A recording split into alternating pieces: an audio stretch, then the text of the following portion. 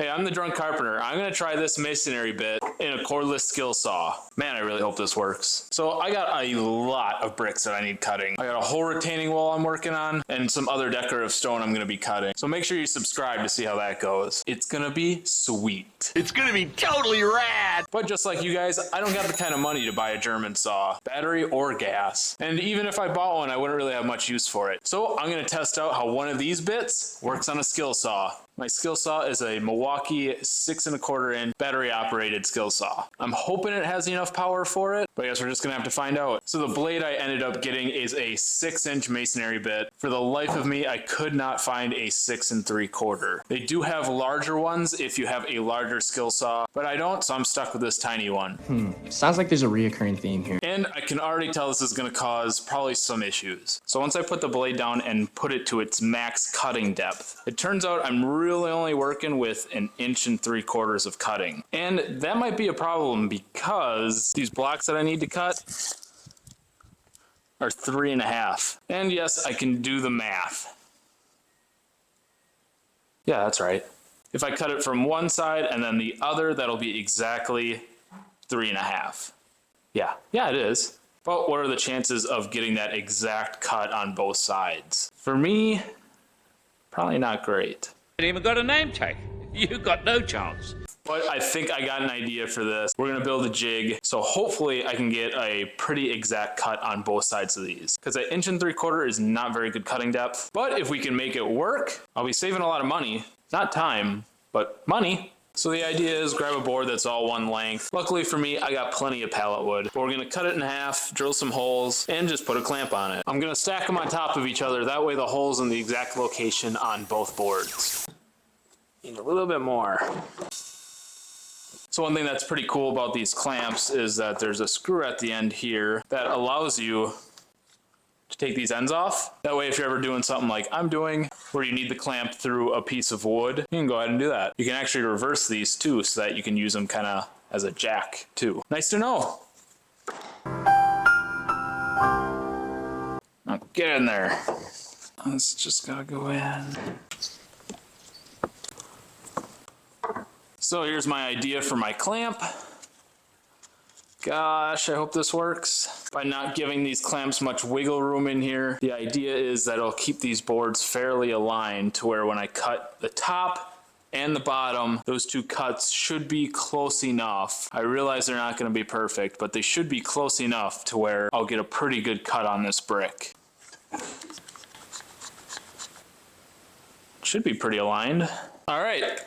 This clamp should work pretty good, but if you want a really professional one, using some aluminum extruded bars for this would be a really good idea. And actually, I know the perfect site for it. Introducing JLCMC, one of the leading industrial automation and manufacturing focused online supply chain. Introducing a wide selection of parts and worldwide delivery. Well, I'm looking for aluminum extruded tubing, and I'm just gonna click on some tubing that I like here. This is the extruded aluminum T-Slot 15 series, and every product here comes with its specifications, so you can really dial in what type of product you're receiving. And probably the coolest thing about this is JLCMC offers free 3D CAD file downloads for all of their products, helping engineers and designers with seamless integration and planning. Along with that, they offer rapid service and delivery, automated quotations, the same day shipping for in-stock items, and say you want something a little bit different. Beyond their standard catalog, they offer fully customized specifications to fit your unique project requirement. Leveraging in-house manufacturing and a resilient supply chain, they offer high reliability components with unbeatable cost efficiency. So if you're tired of choosing between cost and quality part, that's why I recommend JLCMC, the total game changer. Get your $70 coupon with the link below. So let's see if I can get my rinky-dink clamp to work. So this is the retaining wall I installed, and the whole reason I'm doing this. If you're ever thinking about doing a retaining wall, don't.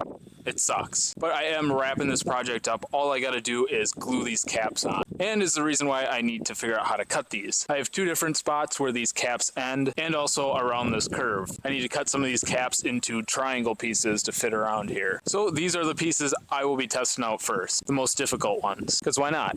So I'm not a mathematician. I'm just gonna kind of eyeball the angle I need this at, and let's try cutting it out. I'm sure nothing will go wrong with that plan. So So I got my clamp on and pretty sturdy base. Good enough. I am a little worried this thing is not going to have enough power to do the full depth in one cut. So my first one I'm going to try at just about an inch.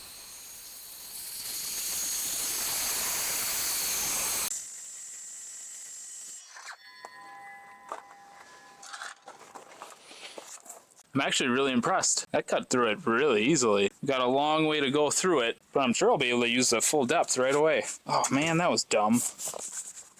So let's do this at full depth, flip it over, do our second full depth cut, and hopefully we got a nice clean cut all the way through this thing. Would be nice to be able to hook up some water to this or something, because that's a lot of dust.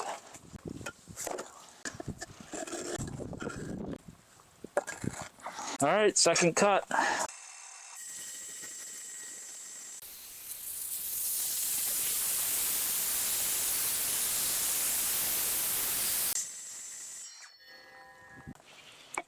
Ah!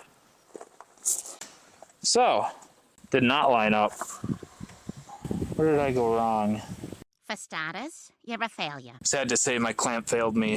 But I'm going to try it one more time on the other side. I'm going to spend some extra time making sure this is completely square. These bricks are super rough, so I'm sure I'm not getting a super square cut when I'm doing it. But I need to line it up a lot better than that. So we'll do it one more time to check out if this clamp is a fail or a success.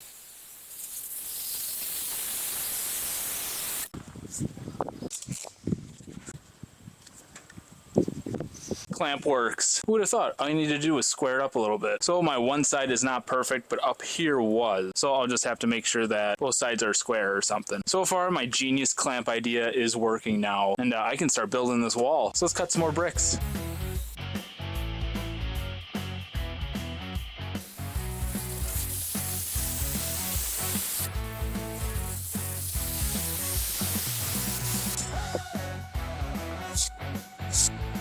So a couple practices and I think I got this nailed down. I think we nailed it! That is about as flush as you can get.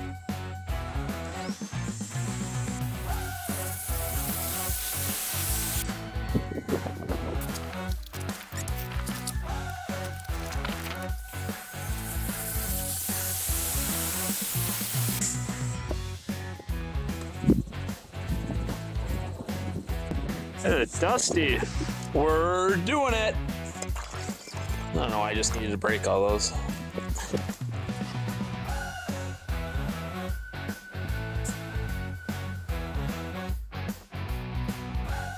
So, would I recommend using this concrete saw blade in a Skil saw? I think the verdict's in.